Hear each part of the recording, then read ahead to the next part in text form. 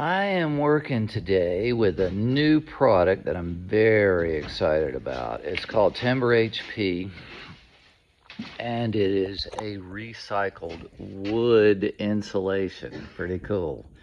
It's been in Europe for 20 some odd years, and there's a manufacturing facility here in the States, and so we're just now starting to work with it.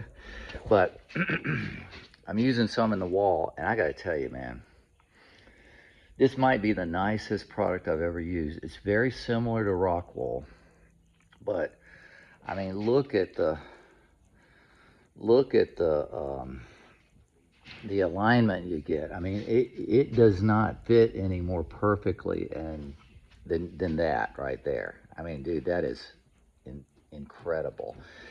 And that's an R value of 14 in the walls, so a little bit more than what code calls for in South Carolina. So we're going to do this house for my friend David with all of it.